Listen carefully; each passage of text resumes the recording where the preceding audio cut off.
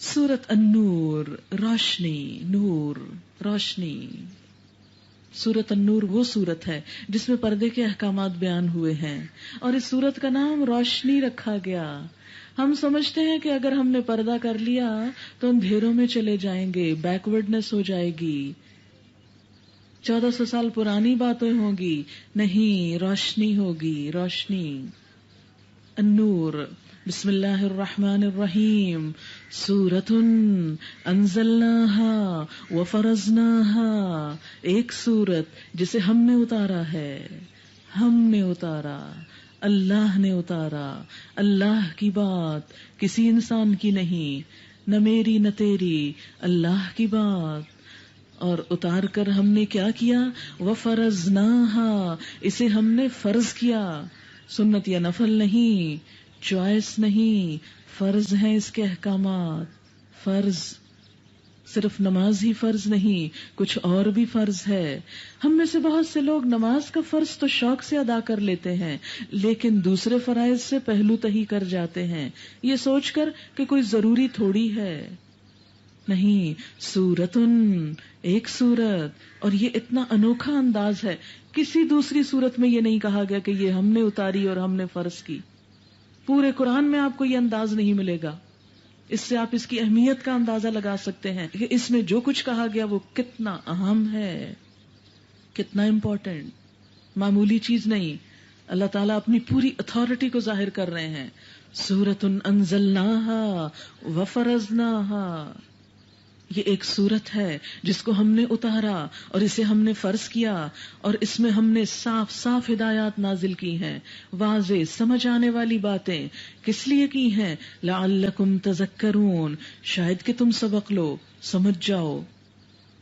الزانیۃ والزانی فاجلدوا کل واحد منہما 100 جلدہ، زانی خواہ عورت ہو یا مرد، دونوں میں سے ہر ایک کو 100 کوڑے مارو۔ اور ان پر ترس کھانے کا جذبہ، اللہ کے دین کے معاملے میں تم کو دامنگیر نہ ہو، یعنی زناکاروں پہ ترس نہ کھاؤ، ان سے نرمی نہ برتو۔ زنا کا عام مفہوم کیا ہے؟ اس سے ہر شخص کو واقف ہونا چاہیے کہ ایک مرد اور ایک عورت کا بغیر اس کے کہ ان کے درمیان کوئی جائز رشتہ ازدواج ہو، کوئی شادی کا رشتہ ہو، باہم مباشرت کا ارتکاب کریں، یعنی فزیکل سیکشل ریلیشن شپ، اس فعل کا اخلاقاً برا ہونا، مذہباً گناہ ہونا یا معاشرتی حیثیت سے معیوب ہونا ہر دور میں رہا ہے۔ یہ ہمیشہ ایک قابل اعتراض چیز رہی، لیکن آج کے جدید دور میں کچھ لوگوں نے، جنہوں نے اپنی عقل کو اپنے نفس کے تابع کر دیا، انہوں نے اسے برائی نہیں سمجھا۔ ان کے نزدیک اگر کسی شخص پر جبراً ایسا ہوتا ہے تو برائی ہے، اگر کوئی اپنے آپ کو خوشی سے آفر کر رہا ہے اپنی مرضی اور پسند سے تو پھر وہ برائی نہیں۔ لیکن دین اسلام میں دونوں ہی صورتیں بری ہیں، جرم ہے، گناہ ہے، اتنا بڑا گناہ ہے کہ جس کی سزا دنیا میں بھی دی گئی، کہ اگر پتا چل جائے تو دنیا میں بھی اس کی سزا دو، ایسی عبرتناک سزا سب کے سامنے کہ دوسرے دیکھنے والے اس سے ہول کھائیں اور اس جرم سے باز آ جائیں۔ کیوں اتنی بڑی سزا؟ کیوں اتنی ریجیڈیٹی؟ کیوں؟ کیونکہ کچھ لوگ ان سزاؤں کو وحشیانہ پھر قرار دینے لگتے ہیں۔ بات یہ ہے کہ اس کے نتیجے میں نسل انسانی جنم لیتی ہے، اور ایک انسان کا بچہ اپنی پرورش کے لیے، اپنی شخصیت کی تکمیل کے لیے صرف جنم لینا اس کے لیے کافی نہیں کہ وہ کسی کا بھی نطفہ اور کسی کے بھی پیٹ میں پلے اور کہیں بھی جنم لے اور ختم نہیں۔ اسے اپنی پرورش، پیدائش، نگہداشت، شخصیت کی تکمیل کے لیے ماں کی محبت بھی چاہیے، باپ کا سایہ بھی چاہیے، اسے بہترین تربیت اور نگہداشت چاہیے، اور تنہا عورت اس بوجھ کو اٹھا نہیں سکتی۔ اور اگر وہ مرد اس کا ساتھ نہ دے جو اس بچے کو وجود میں لانے کا سبب ہے تو یہ عورت کے اوپر ایک بہت بڑا ظلم ہے۔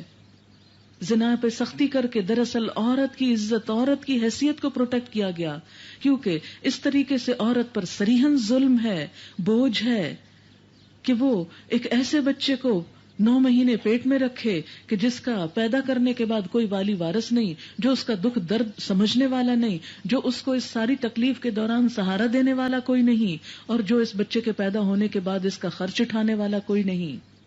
انسان انسان ہے، جانور نہیں۔ جانوروں کے بچے بھی اپنی ابتدائی دور میں ماں باپ کے ساتھ پلتے ہیں، تو انسان کا بچہ صرف کسی ہوم میں، کسی ہاسپٹل میں، کسی ڈے کیئر میں کیسے پل سکتا ہے کہ جس کے اوپر صرف ایک مشینی لک آفٹر ہو اور ماں کی محبت نہ ہو؟ پھر وہ بچہ کوئی خالہ نہ ہو، ماموں نہ ہو، چچا نہ ہو، پھوپھی نہ ہو، دادی نہ ہو، نانی نہ ہو، اتنے ڈھیر سارے پیار کے رشتوں سے محروم ہو کے پلے۔ وہ انسان، اس کے دل میں بڑے ہو کر انسانیت کی محبت، انسانیت کی قدر اور انسانیت کے لیے رحم کے جذبات کہاں سے آئیں گے؟ جس بچے کو بے نام و نشان، بغیر کسی محبت کے پلنا پڑا، وہ بڑے ہو کر کسی کو محبت اور کیئر کیسے دے سکتا ہے؟ اس لیے اللہ تعالیٰ نے انسانی نسل کی پیدائش کے لیے سخت ڈسپلن اور ضابطہ رکھا کہ ایک مرد اور عورت ایک قانون میں، ایک ایسے معاہدے میں جس پر وہ بندوں کو بھی گواہ بنائے، اللہ کو بھی گواہ بنائے، اور ایک دوسرے کے حقوق کا خیال رکھتے ہوئے نئی نسل کو پیدا کریں، ان کے بھی حقوق کا خیال رکھیں، اور دونوں ایک دوسرے کی ذمہ داریاں بھی پوری کریں، اور اس کے ساتھ ساتھ وہ اپنے اس کپل میں ایک دوسرے کے ساتھ بے وفا بھی نہ ہو۔ کیونکہ جب عورت کو پتہ چلتا ہے کہ اس کا شوہر کسی اور میں انٹرسٹڈ ہے تو وہ اپنی ذات میں بھی انٹرسٹ چھوڑ دیتی ہے، اپنے بچوں میں بھی انٹرسٹ چھوڑ دیتی ہے، اپنے گھر کو بھی صحیح معنی میں صحیح طور پر لک آفٹر نہیں کر سکتی۔ اسی طرح اگر کسی شوہر کو یہ شک ہو جائے کہ اس عورت کے پیٹ میں پلنے والا بچہ میرا نہیں کسی اور مرد کا ہے، تو وہ کبھی بھی شوق سے اپنی بیوی پر اور بچے پر اور گھر پر خرچ نہیں کر سکتا، وہ یکسوئی سے کما نہیں سکتا، اور اس طرح ایک خاندان جب ٹوٹتا ہے، ایک خاندان کے اندر جنگ ہوتی ہے، تو یہ اس کے اثرات صرف خاندان نہیں، 2 افراد کے درمیان نہیں، پورے معاشرے تک پھیلنا شروع ہو جاتے ہیں۔ کبھی آپ نے سوچا کہ آج کے دور میں ڈائیورس کا ریٹ مغرب میں تو بڑھا تھا، ہمارے ملک میں بھی کیوں بڑھتا چلا جا رہا ہے؟ اس کی بنیادی وجہ یہ ہے کہ خاندانی زندگی کے بندھن ڈھیلے ہونے لگے، مرد اور عورت آپس میں وفادار ہونے کی بجائے بے وفا ہوتے چلے گئے، اپنی بیوی گھٹیا چیز نظر آنے لگی، اور اس کے برعکس باہر بہت سی چیزیں بہت خوبصورت اور بہت اعلیٰ درجے کی، اپنے خون پسینے کی کمائی اپنی بیوی پہ خرچ کرنے کی بجائے اور عورتوں پہ خرچ ہو رہی ہے۔ یہ کہاں کا انصاف ہے؟ کیا یہ عورت کے اوپر ظلم نہیں؟ تو زنا سے جب بچایا گیا یا بچنے کو کہا گیا تو دراصل عورت کو پروٹیکٹ کیا گیا، اس کی حفاظت کی گئی کہ وہ ایک قیمتی چیز ہے، اسی لیے ہر اس راستے کو بند کر دیا گیا جہاں سے زنا کا ارتکاب ہو سکتا ہو۔ سب سے پہلے انسان کے نفس کی اصلاح کی گئی، آخرت کی باز پرس کا خوف دلایا گیا، نکاح کی تمام آسانیاں پیدا کی گئیں، ایک بیوی سے تسکین نہ ہو تو 4 تک کی اجازت دی گئی کہ شادی کے بغیر مت رکھو تعلق کسی سے، جس عورت سے تعلق رکھو اس کے سارے حقوق پورے کرو، اسے عزت کے ساتھ ٹھکانہ دو۔ پھر اسی طرح اگر باہم موافقت نہ ہو تو طلاق اور خلا کا راستہ رکھا، اور باہم خاندانوں کو ایک دوسرے کے ساتھ ان دو یعنی کپل کے درمیان اگر کوئی لڑائی جھگڑا ہو تو انہیں ایک دوسرے کے درمیان صلح کرانے کے لیے، مصالحت کے لیے افراد مقرر کیے گئے، اور حتیٰ کہ لونڈی غلاموں کو بھی مجرد نہ چھوڑا جائے، ان کو بھی گھروں میں پروٹیکشن دی جائے، اور زنا کی رغبت دلانے والی تمام چیزوں کو بین کیا جائے، فحاشی اور عریانی کو ختم کیا جائے، پروسٹیٹیوشن کو ختم کیا جائے، تاکہ گھر محفوظ رہیں، مردوں کی دلچسپی اپنے گھروں، اپنی بیوی، اپنے بچوں کے ساتھ رہے، اسی طرح عورتوں کی دلچسپی اپنے بچے اور اپنے شوہر کے ساتھ رہے، اور ایک گھر پوری وفاداری کے ساتھ پروان چڑھے، جس میں خوشیاں ہی خوشیاں ہوں، جس میں آپس میں ایک دوسرے پر اعتماد ہو، آپس میں ایک دوسرے کے لیے سکون ہو، ایک دوسرے کے لیے خوشی ہو، نہ کہ ایک دوسرے کو کاٹ کھانے کو دوڑیں۔ لہذا ایسی تمام چیزیں جو انسان کو بے حیائی کی طرف لے جاتی ہوں، ان تمام چیزوں کو بین کیا گیا، اور اسی لیے عورت کو اپنی زیب و زینت کو چھپا کر رکھنے کا حکم دیا گیا، عورت کو پردے کا حکم اسی وجہ سے دیا گیا تاکہ نگاہیں محفوظ رہیں، تاکہ دل محفوظ رہیں، اور تاکہ دل بھی بے وفا نہ ہوں۔ پھر فرمایا کہ تمہیں ان کے معاملے میں، زانی اور زانیہ کے معاملے میں کوئی ترس تمہارے دل میں نہ آئے، یعنی جب ان پہ حد جاری کرو، اگر تم اللہ اور روز آخر پر ایمان رکھتے ہو، یعنی پھر تمہارے اندر ان کے لیے ترس نہیں ہوگا، بلکہ ان کو ایسی سزا دو گے کہ پھر وہ اس سے باز آئیں، اور نہ صرف یہ کہ وہ بلکہ دیکھنے والے بھی، اور ان کو سزا دیتے وقت اہل ایمان کا ایک گروہ موجود رہے، یعنی پبلکلی سزا دی جائے، جرم ایسا تھا جو چھپ کے کیا، لیکن اگر ظاہر ہو گیا تو سب کے سامنے بے عزتی اور رسوائی کی جائے، تاکہ آئندہ دوسرے لوگ ان پر نظر رکھیں، چیک کریں. الزانی لا ينکح الا زانیۃ او مشرکہ، زانی نکاح نہ کرے مگر زانیہ کے ساتھ یا مشرکہ کے ساتھ. اتنا کبیح فعل کہ جسے شرک کے برابر قرار دیا گیا، شرک کے برابر. اسی لیے فرمایا کہ کسی پاک دامن مرد کے لیے پاک دامن عورت ہی بہتر ہے، اور زانیہ کے ساتھ نکاح نہ کرے مگر زانی یا مشرک. اور یہ حرام کر دیا گیا اہل ایمان پر، یعنی اہل ایمان جن کے دل میں اللہ کی محبت ہوگی، وہ اس فعل بد کا ارتکاب کرنے والوں سے اپنا تعلق اور رشتہ استوار نہ کرنا چاہیں گے. اور جو لوگ پاک دامن عورتوں پر تہمت لگائیں پھر 4 گواہ نہ لے کر آئیں. اب چونکہ ایک طرف سزا بتائی گئی تو دوسری طرف یہ خیال گزرا ایسا نہ ہو کہ ہر شخص دوسرے کو زنا کے جرم میں پکڑوائے شکایتیں کر کر کے. فرمایا نہیں، ایسے ہر کوئی شکایت نہیں کر سکتا. اور اس کا بھی مطلب یہ ہے کہ اس کو پیٹا جائے گا، اس جوڑے کو، کہ جب پبلکلی کوئی کرنے لگے تبھی 4 گواہ آ سکتے ہیں نا، کیونکہ پبلکلی کرنا اور زیادہ برا، کیونکہ پھر جو دیکھے گا اس کے دل میں بھی ایسا ہی برا کرنے کا خیال آئے گا. اس لیے اس کی سزا اور سخت رکھی گئی. اور اگر کسی نے بغیر سوچے سمجھے کسی معصوم لڑکی پر ایسا کوئی الزام لگایا، یہاں دیکھیں اللہ کیسے پروٹیکٹ کرتا ہے آپ کو. جو لوگ پاک دامن عورتوں پر تہمت لگائیں، عورت پر تہمت، پھر گواہ نہ لائیں، ان کو 80 کوڑے لگاؤ. 80 کوڑے صرف ایک عورت پہ بات کرنے کی سزا. کیونکہ عورت کی عزت و عصمت بڑی نازک چیز ہے، وہ مذاق کی جگہ نہیں. وَلَا تَقْبَلُوا لَهُمْ شَهَادَةً أَبَدًا، اور نہ قبول کرو ان کی گواہی کبھی بھی. وَأُولَئِكَ هُمُ الْفَاسِقُونَ، اور یہ لوگ دراصل فاسق ہیں. إِلَّا الَّذِينَ تَابُوا، مگر وہ لوگ جو توبہ کر لیں، من بعد ذالک، اس کے بعد، یعنی اس غلط بات کہنے کے بعد، وَأَصْلَحُوا، اور اصلاح کر لیں، یعنی آئندہ نہ کریں یہ کام. فَإِنَّ اللَّهَ غَفُورٌ رَحِيمٌ، تو بے شک اللہ تعالیٰ غفور الرحیم ہے. یہ حکم کیوں دیا گیا؟ اس لیے کہ معاشرے میں لوگوں کے اسکینڈلز کو عام نہ کیا جائے، ناجائز تعلقات کے چرچے قطعی طور پہ بند کر دیے جائیں، کیونکہ اس سے بڑی خرابیاں اور برائیاں پھیلتی ہیں. کیونکہ آپ دیکھیں کہ جب اس قسم کی باتیں معاشرے میں ہوتی ہیں تو لوگوں کی جھجک ختم ہوتی. والذین یرمون ازواجہم، اور جو لوگ اپنی بیویوں پہ الزام لگائیں اور ان کے پاس خود ان کے اپنے سوا کوئی دوسرے گواہ نہ ہوں، تو ان میں سے ایک شخص کی شہادت یہ ہے کہ 4 مرتبہ اللہ کی قسم کھا کر گواہی دے کہ وہ اپنے الزام میں سچا ہے. اب یہ ہے کہ کسی اور کے لیے تو 4 گواہ ہو سکتے ہیں، اگر نہیں تو انسان چپ کر جائے، لیکن اگر کوئی اپنی بیوی کو دیکھ رہے تو کیسے چپ ہو؟ تو پھر کیا وہ اس کے ساتھ رہے یا اس کی کوئی سزا نہ ہو؟ تو ایسے میں فرمایا کہ اگر 4 نہیں تو 4 قسمیں کھاؤ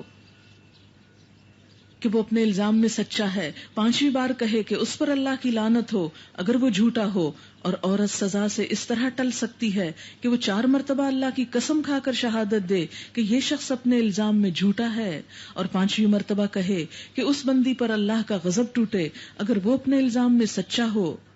تم لوگوں پر اللہ کا فضل اور اس کا رحم نہ ہوتا اور یہ بات نہ ہوتی کہ اللہ بڑا التفات فرمانے والا اور حکیم ہے، تو بیویوں پہ الزام کا معاملہ تمہیں بڑی پیچیدگی میں ڈال دیتا. اس لیے اللہ نے آسانی کر دی اور معاملہ اس طرح نپٹا دیا.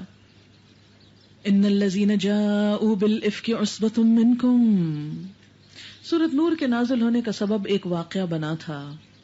اللہ تعالیٰ نے قرآن کو عملی زندگی کے واقعات کے ساتھ ساتھ اتارا، اس سے پہلے یا بعد میں نہیں، تاکہ پریکٹیکلی لوگوں کو گائیڈ لائن ملے اور وہ اپنی عملی زندگی بدلتے چلے جائیں. وہ واقعہ کیا ہے؟ وہ واقعہ تاریخ میں افک کے نام سے مشہور ہے. واقعہ افک، افک کہتے ہیں بہت بڑے جھوٹ کو، یعنی جھوٹ میں بھی بڑا جھوٹ. وہ جھوٹ کیا تھا؟ ہوا یہ کہ نبی اکرم صلی اللہ علیہ وسلم کا طریقہ یہ تھا کہ جب آپ سفر پہ جاتے تو قرہ ڈال کر فیصلہ فرماتے کہ بیویوں میں سے کس کو آپ ساتھ لے جائیں گے. تو غزوہ بنی المصطلق کے موقع پر قرہ اندازی میں حضرت عائشہ کہتی کہ میرا نام نکلا، میں آپ کے ساتھ گئی. واپسی پر جب ہم مدینے کے قریب تھے، ایک منزل پر رات کے وقت نبی صلی اللہ علیہ وسلم نے پڑاؤ کیا. رات کا کچھ حصہ باقی تھا کہ کوچ کی تیاریاں شروع ہو گئی. میں اٹھ کر رفع حاجت کے لیے گئی. جب پلٹنے لگی تو قیام گاہ کے قریب پہنچ کے مجھے لگا کہ میرا ہار ٹوٹ کر کہیں گر پڑا ہے. میں اسے تلاش کرنے میں لگ گئی. اتنے میں قافلہ روانہ ہو گیا. قاعدہ یہ تھا کہ کوچ کے وقت میں اپنے عہدے پالکی میں بیٹھ جاتی، 4 آدمی اٹھا کے اونٹ پہ رکھ دیتے. ہم عورتیں اس زمانے میں غذا کی کمی کی وجہ سے بہت ہلکی پھلکی تھیں. میری پالکی اٹھاتے وقت لوگوں کو محسوس ہی نہ ہوا کہ میں اس میں ہوں نہیں. وہ بے خبری میں خالی پالکی اٹھا کے اونٹ پہ رکھ کے روانہ ہو گئے. جب میں واپس پلٹی تو وہاں کوئی نہ تھا. میں اپنی چادر اوڑھ کر لیٹ گئی. دل میں سوچا کہ آگے جا کے جب یہ مجھے نہیں پائیں گے تو واپس آ کے یہیں ڈھونڈیں گے. اسی حالت میں مجھے نیند آ گئی. صبح کے وقت صفوان بن معطل سلمی اسی جگہ سے گزرے جہاں میں سو رہی تھی اور مجھے دیکھتے پہچان گئے کیونکہ پردے کا حکم آنے سے پہلے وہ مجھے کئی دفعہ دیکھ چکے تھے. اور یہ صاحب بدری صحابی تھے اور ان کو یہ ڈیوٹی دی گئی تھی کہ قافلے کے پیچھے بعد میں کچھ چیزیں دیکھتے ہوئے آئیں. اور ان کو صبح سونے کی عادت بھی تھے, کچھ انہیں ایک طرح سے بیماری تھی, تو اس وجہ سے اب وہ دیر سے مدینہ جا رہے تھے.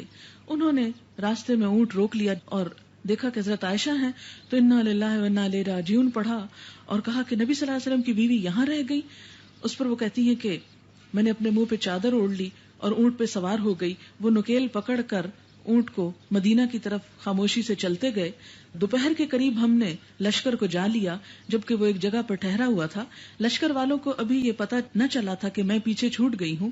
اس پر بہتان اٹھانے والوں نے بہتان اٹھا دیے اور ان میں سب سے پیش عبداللہ بن ابی تھا اور وہ کہہ رہا تھا خدا کی قسم یہ بچ کر نہیں آئی. لو دیکھو تمہارے نبی کی بیوی نے رات ایک اور شخص کے ساتھ گزاری اور اب اسے وہ علانیہ لیے بھی چلے آ رہا ہے. یعنی ایک چھوٹی سی بات کو رائی کو پہاڑ بنا دیا گیا اور ایک چیز کو بلا سوچے سمجھے بغیر کسی وجہ کے حضرت عائشہ پہ الزام لگا دیا گیا. اس کے بعد کیا ہوا کہ اس بہتان کی افواہیں, یعنی اس کے بعد معاملہ حضرت عائشہ کو نہ پہنچا. وہ کہتی ہیں کہ اس بہتان کی افواہیں مہینہ بھر شہر میں ادھر ادھر اڑتی رہیں. نبی صلی اللہ علیہ وسلم سخت اذیت میں مبتلا رہے. میں روتی رہی, میرے والدین انتہائی پریشان اور رنج و غم میں مبتلا رہے. آخر ایک روز حضور تشریف لائے اور میرے پاس بیٹھے اور اس پر وحی نازل ہوئی اور حضرت عائشہ رضی اللہ تعالی عنہا کی برات نازل ہوئی. اور وہ کہتی ہیں کہ حضرت ابو بکر اور میری والدہ جو تھے یہ دونوں میرے پاس بیٹھے ہوئے تھے اور حضور صلی اللہ علیہ وسلم نے فرمایا عائشہ مجھے تمہارے متعلق یہ خبریں پہنچی ہیں, اگر تم بے گناہ ہو تو اللہ تعالیٰ تمہاری برات ظاہر کر دے گا, اور اگر واقعی تم کسی گناہ میں مبتلا ہوئی ہو تو اللہ تعالیٰ سے توبہ کرو اور معافی مانگو. بندہ جب اپنے گناہ کا اعتراف کر لیتا ہے تو اللہ تعالیٰ اس کو معاف کر دیتا ہے. یہ بات سن کے حضرت عائشہ کہتی کہ میرے آنسو خشک ہو گئے. میں نے اپنے والد سے کہا کہ آپ ہی کسی بات کا جواب دیں. انہوں نے فرمایا بیٹی میری سمجھ میں تو کچھ نہیں آتا کہ میں کیا کہوں. میں نے والدہ سے کہا آپ کچھ کہیں. انہوں نے بھی یہی کہا کہ میں حیران ہوں کہ میں کیا کہوں. اس پر میں بولی کہ آپ لوگوں کے کان میں ایک بات پڑ گئی اور آپ نے اس کا یقین کر لیا ہے.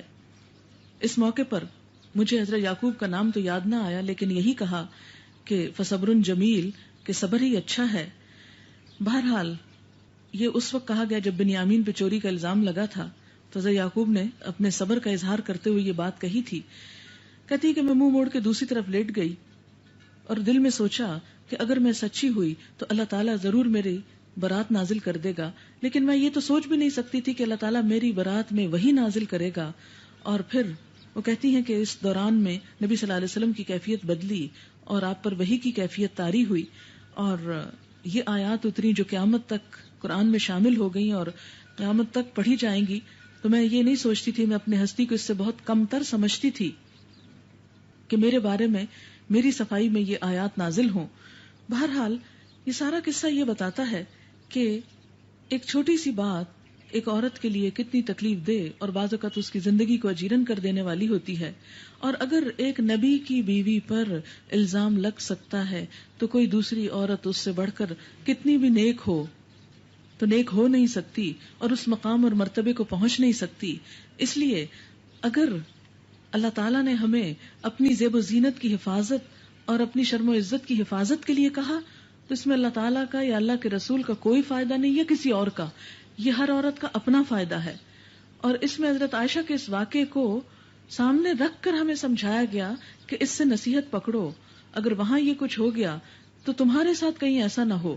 آپ دیکھیں کہ ایک عورت کی زندگی میں اگر خدا نخواستہ ایسا کوئی الزام لگ جائے تو وہ ہمیشہ کے لیے اپنے شوہر کی نظروں میں گر جاتی ہے.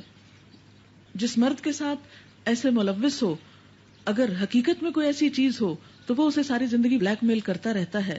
اور اسی طرح عورت کی زندگی کے لیے ایک ناقابل تلافی نقصان ہو جاتا ہے. لہذا پردے کی احکام پڑھنے سے پہلے اس واقعے کو اللہ تعالیٰ نے رکھا تاکہ ہم صحیح معنوں میں اس پر غور کر سکیں اور اسے قبول کر سکیں. فرمایا جو لوگ یہ بہتان گھڑ لائے ہیں وہ تمہارے ہی اندر کا ایک ٹولہ ہے. اس واقعے کو اپنے حق میں برا نہ سمجھو، کیونکہ مسلمانوں کے پاس جو قوت تھی غیر مسلموں کے مقابلے میں وہ اخلاقی قوت تھی. اب جب اس قوت کو ٹھیس پہنچی تو بہت تکلیف ہوئی سب کو. فرمایا نہیں، ہر تکلیف میں کوئی نہ کوئی خیر کا پہلو بھی ہوتا ہے. ان مع العسر یسرا، بلکہ یہ بھی تمہارے لیے خیر ہی ہے. یعنی جو ہو گیا کوئی نہیں، جو کچھ بھی ہوا اس میں تمہارے لیے بھلائی ہو گئی. جس نے اس میں جتنا حصہ لیا اس نے اتنا ہی گناہ سمیٹا. یعنی جس نے حضرت عائشہ پہ جیسا الزام لگایا اتنا ہی گناہ گار ہوا، اور جس شخص نے اس کی ذمہ داری کا بڑا حصہ اپنے سر لیا، یعنی عبداللہ بن ابی، اس کے لیے تو عذاب عظیم ہے. جس وقت تم لوگوں نے اسے سنا تھا اسی وقت کیوں نہ مومن مردوں اور مومن عورتوں نے اپنے آپ سے نیک گمان کیا. اپنے آپ سے کیوں، یہ کیوں نہیں کہا کہ حضرت عائشہ سے نیک گمان کیا؟ کہ اگر تم عائشہ کی جگہ پر ہوتے تو تم کیا کرتے؟ اپنے بارے میں تمہارا کیا خیال تھا کہ صرف کسی مرد کو دیکھتے ہی تم میں سے کوئی عورت اس کے ساتھ ملوث ہو جاتی؟ تو یہ بھلا کیسے ہو سکتا ہے کہ نبی کی بیوی کے بارے میں تم نے وہ سوچ لیا جو تم اپنے بارے میں نہیں سوچ سکتے؟ کیوں نہ کہہ دیا کہ یہ صریح بہتان ہے. وہ لوگ اپنے الزام کے ثبوت میں 4 گواہ کیوں نہ لائے؟ اب کہ وہ گواہ نہیں لائے اللہ کے نزدیک وہی جھوٹے ہیں. اگر تم لوگوں پر دنیا اور آخرت میں اللہ کا فضل اور رحم و کرم نہ ہوتا تو جن باتوں میں تم پڑ گئے تھے ان کی پاداش میں بڑا عذاب تمہیں آ لیتا. ذرا غور تو کرو اس وقت تم کیسی غلطی کر رہے تھے جبکہ تمہاری ایک زبان سے دوسری زبان اس جھوٹ کو لیے چلے جا رہی تھی. اللہ تعالیٰ نے اس الزام کو جھوٹ قرار دیا اور تم اپنے منہ سے وہ کچھ کہے جا رہے تھے جس کے متعلق تمہیں کوئی علم نہ تھا. تم اسے ایک معمولی بات سمجھ رہے تھے حالانکہ اللہ کے نزدیک وہ بہت بڑی تھی. کیوں نہ اسے سنتے ہی تم نے کہہ دیا کہ ہمیں ایسی بات زبان سے نکالنا زیب نہیں دیتا. سبحانکا ھذا بہتان عظیم، یہ ایک بہتان عظیم ہے. اللہ تم کو نصیحت کرتا ہے کہ آئندہ کبھی ایسی حرکت نہ کرنا اگر تم مومن ہو. اللہ تمہیں صاف صاف ہدایات دیتا ہے اور وہ علیم اور حکیم ہے. جو لوگ چاہتے ہیں کہ ایمان لانے والوں کے گروہ میں فحش پھیلے وہ دنیا اور آخرت میں دردناک سزا کے مستحق ہیں.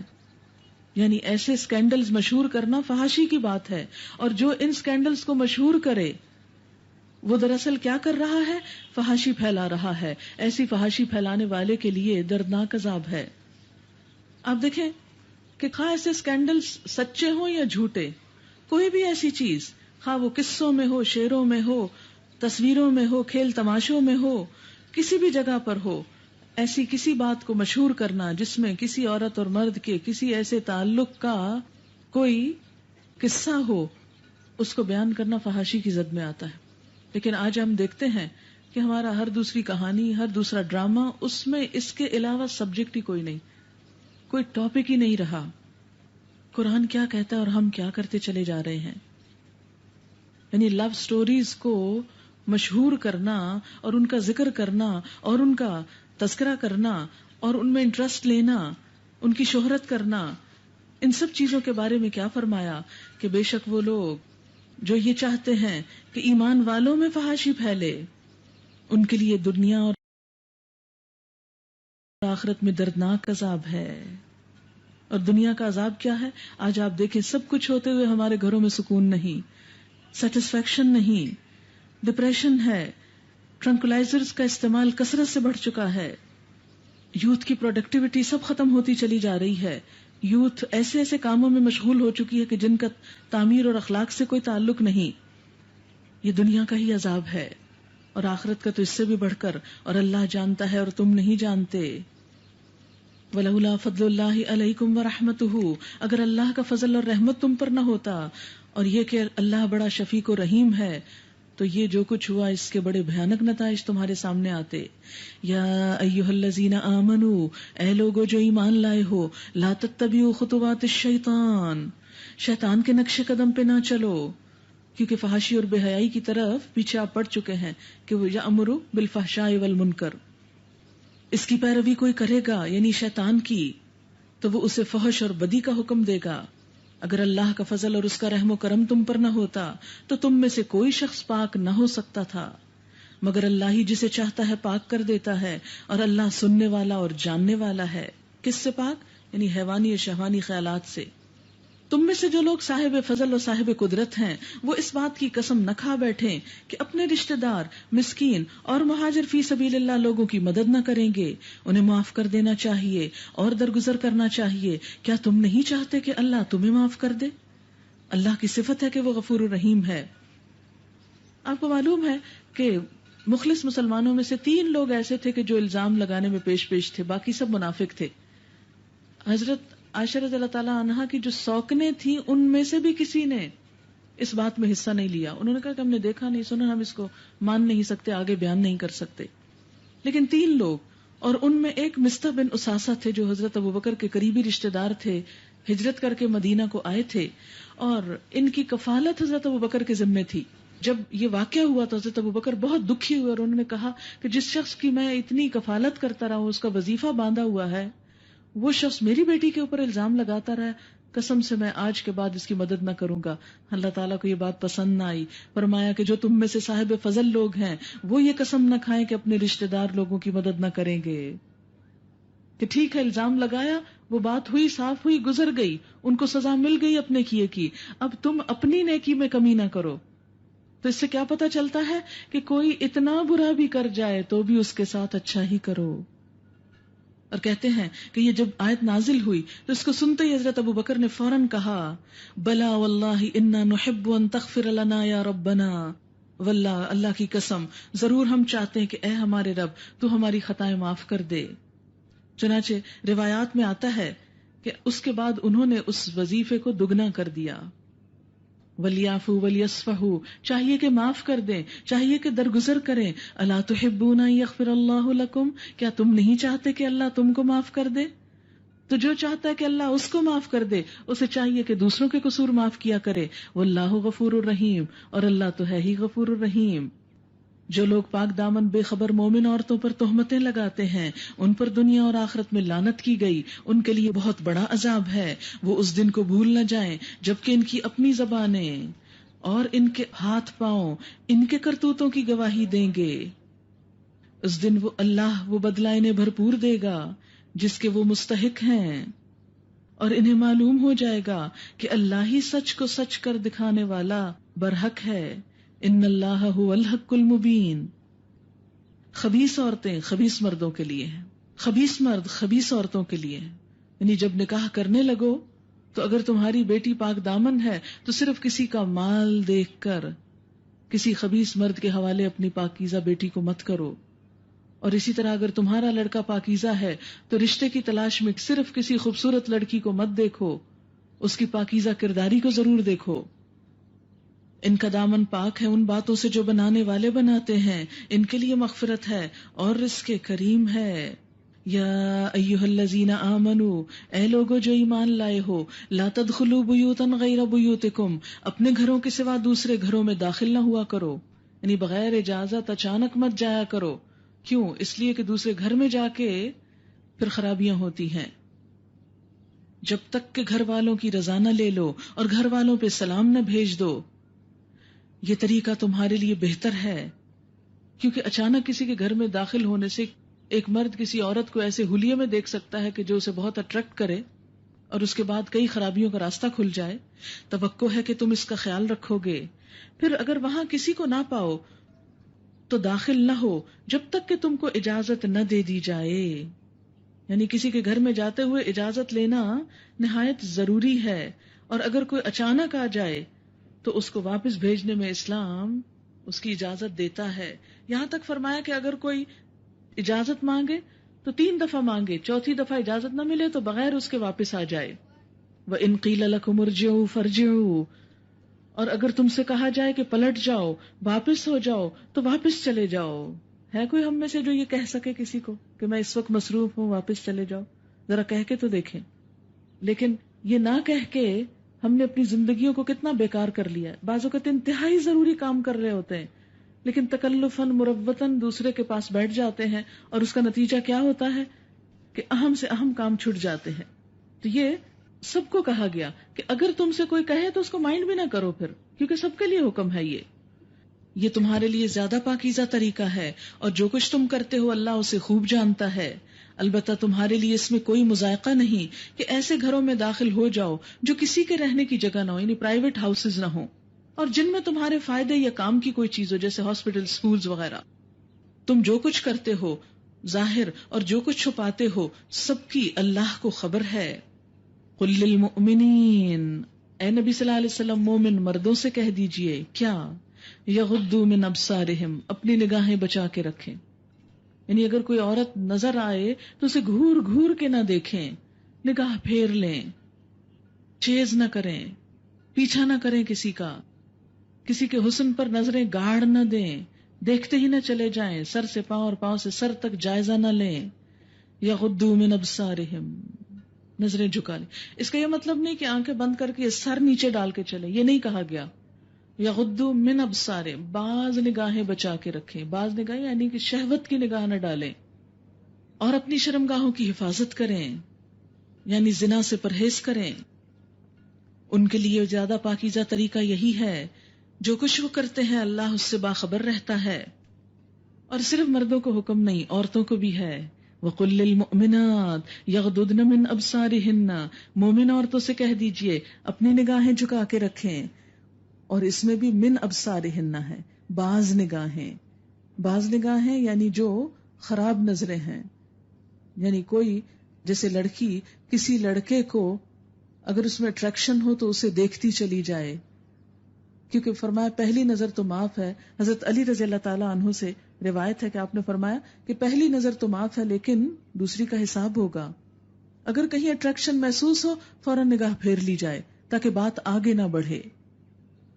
اور اے نبی صلی اللہ علیہ وسلم مومن عورتوں سے کہہ دو کہ اپنی نظریں بچا کر رکھیں، یعنی ڈرائیور ہو، چوکیدار ہو، کسی دکان پر کھڑے ہوں، کسی بازار میں کھڑے ہوں، معاملہ کریں گے دکاندار کو بھی آپ دیکھیں گے، دیکھنا مطلقاً منع نہیں ہے، لیکن جہاں اٹریکشن ہو تو فوراً منہ موڑ لیں، اپنے آپ کو بچائیں، اس جگہ سے ہٹا لیں، اور ہنس ہنس کے مذاق میں دکانوں پہ باتیں نہ کریں، کیونکہ بعض اوقات عورتیں اپنا آپ بیچ کے چیز سستی لے رہی ہوتی۔ اتنا گھٹیا لگتا ہے اس وقت مجھے کہ جب کوئی عورت بہت مسکرا کے، بہت لجا کے، ناز و انداز میں، بہت ہنس ہنس کے کسی دکاندار سے معاملہ کر رہی ہوتی، تو میں سوچتی ہوں کہ اپنا حسن بیچ کی چیز سستی لینی ہے، کتنے دن چلے گی یہ چیز؟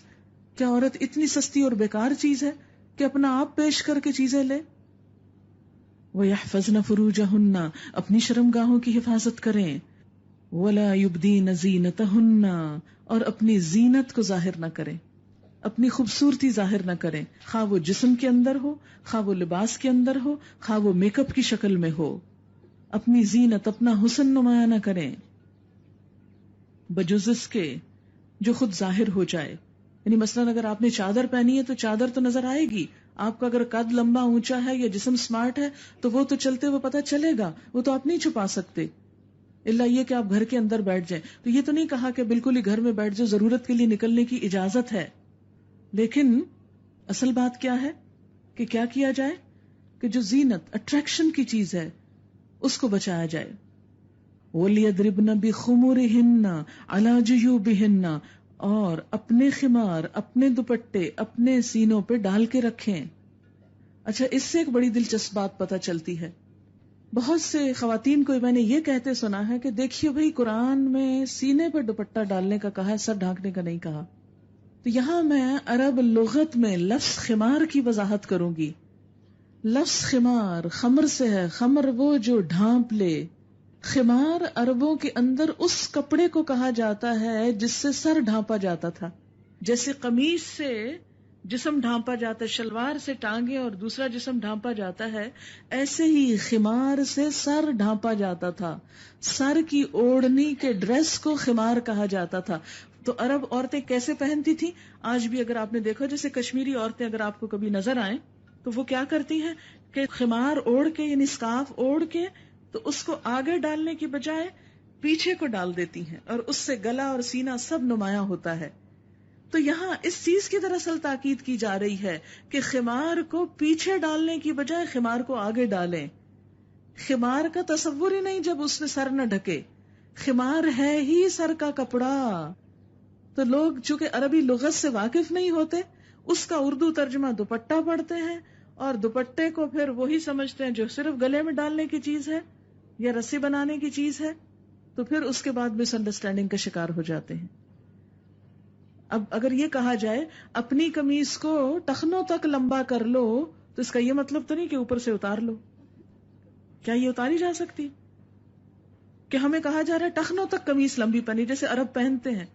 اگر عرب کسی عورت سے کہا جائے شارٹس نہ پہنو، منی اسکرٹ نہ پہنو، ٹخنوں تک اس کو لمبا کرو، تو اس کا نعوذ باللہ یہ مطلب نہیں کہ اوپر سے ہٹا دو اور کہو کہ قرآن میں لکھا ہے صرف ٹخنے ڈھانکو۔ تو اس لیے یہ ایک بہت بڑی مس انڈرسٹینڈنگ ہے جو کریٹ کی گئی کہ قرآن میں لکھا ہے کہ سینے پہ بس دوپٹہ ڈالو۔ نہیں، خمار سر کا کپڑا ہے جو سینے تک آئے، اور سینے کا ذکر خاص طور پر اس لیے کیا کہ ان کے خیال میں بال تو ڈھانکنا کافی ہے، سینہ چونکہ خوبصورتی کی چیز ہے اس لیے اس کو نمایاں کر کے عورت کی ویلیو میں اضافہ ہوتا ہے۔ تو کہا نہیں، یہ تمہاری قدر و قیمت صرف تمہارے جاننے والے اور چاہنے والے کے سامنے ہی ہو، ہر ایک کے لیے مفت میں نہ ہو۔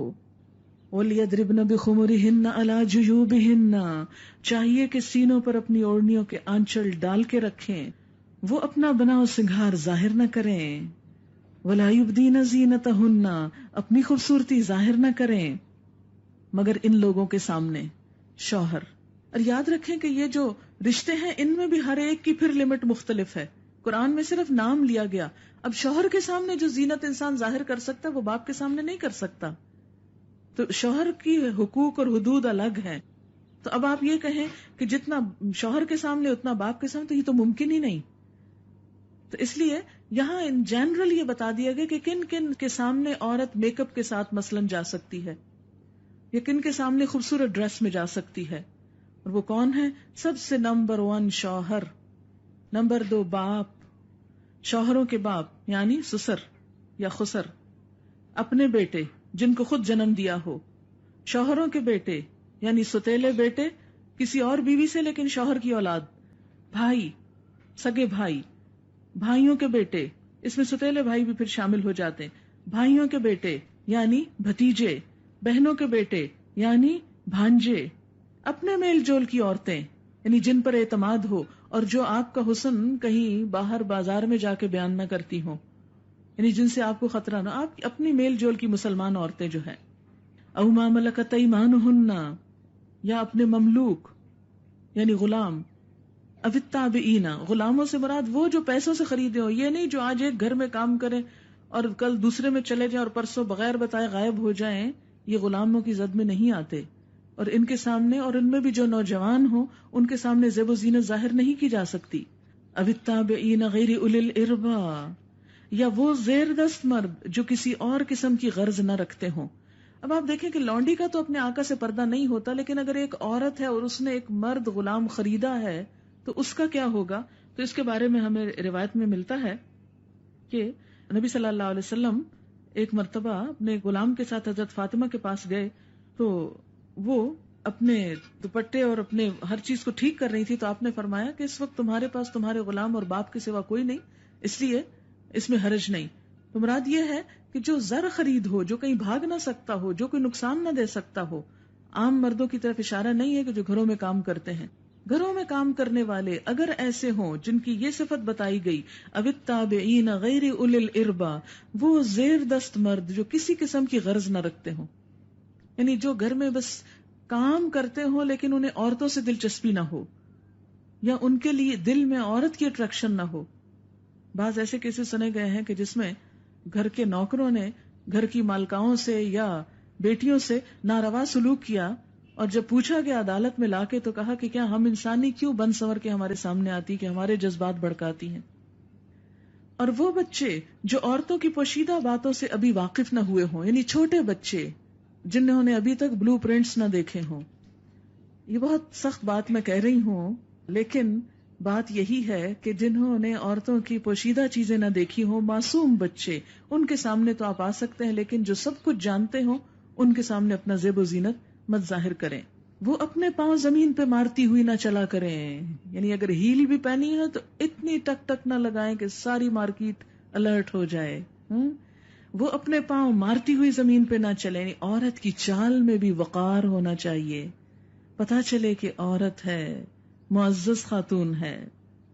یعنی اچھلی چال اور ہوچھی جس کو کہتے ہیں پنجابی میں، یا یہ نہیں پتا دوپٹہ کہاں جا رہا ہے اور قمیض کہاں جا رہی ہے اور گلا کتنا کھلا ہوا اور بال کدھر جا رہے ہیں اور پوری اکڑ کے ساتھ چلا جا رہا ہے. نہیں، ایسے نہیں چلنا، پاؤں مار کے نہیں چلنا، احترام کے ساتھ چلنا ہے کہ جو اپنی زینت انہوں نے چھپا رکھی ہو اس کا لوگوں کو علم ہو جائے. اس طرح نہیں چلنا کہ زینت ظاہر ہو، کیٹ واک نہ ہو. ہمارے ہاں جب ماڈلنگ ہوتی ہے تو آپ دیکھیں کہ اس میں صرف یہ ہوتا ہے کہ جسم نمایاں کیا جائے، اور کیا غرض ہوتی ہے؟ یعنی ایسا لباس پہنا جائے جس سے زیادہ زیادہ ننگے ہو سکے، ایسے انداز میں چلا جائے کہ جو لباس پہن کے کچھ چھپ کے وہ بھی ظاہر ہو. اور آپ کو پتا ہے کہ مجھ سے زیادہ آپ جانتے ہیں ان باتوں کو، اس لیے مجھے مزید ڈیٹیل کی ضرورت نہیں ہے. اور ان سب باتوں کے آخر میں کیا فرمایا؟ وَتُوبُوا إِلَى اللَّهِ جَمِيعًا أَيُّهَا الْمُؤْمِنُونَ، اے مومنو سب مل کر اللہ سے توبہ کرو، حجاب کر کے توبہ کرو. اور ہم نہ کر کے کہتے ہیں اللہ غفور الرحیم ہے، خیر ہے، سب ٹھیک ہے. اور کیوں کرو؟ لعلکم تفلحون، تاکہ تم کامیاب ہو جاؤ، تمہاری گھریلو زندگی پرسکون ہو جائے. اور توبہ کس کو کہتے ہیں؟ کہ اللہ تعالیٰ آئندہ ایسے نہیں کروں گا. یہ نہیں کہ اللہ تعالیٰ جو کر دیا وہ معاف اور آئندہ سے پھر کر کے اگلے سال رمضان میں پھر معافی کر لیں گے، یا حج پہ جائیں گے تو معافی مانگ لیں گے. یہاں وہ حدیث سناتی چلو، نبی صلی اللہ علیہ وسلم کی بخاری اور مسلم کی روایت ہے. آپ نے فرمایا میری امت کے دو گروہ ایسے ہوں گے جن کو میں نے نہیں دیکھا لیکن وہ دونوں دوزخ میں جائیں گے. ایک مردوں کے بارے میں ہے، ظالم حکمران جن کے ہاتھ میں کوڑے ہوں گے اور ہر ایک پہ برسائیں گے. اور دوسرے نساء کاسیات عاریات، وہ عورتیں جو لباس پہنے ہوئے بھی ننگی ہوں گی. کاسیات کسوہ کپڑے کو کہتے ہیں، کاسیات عاریات سی تھرو.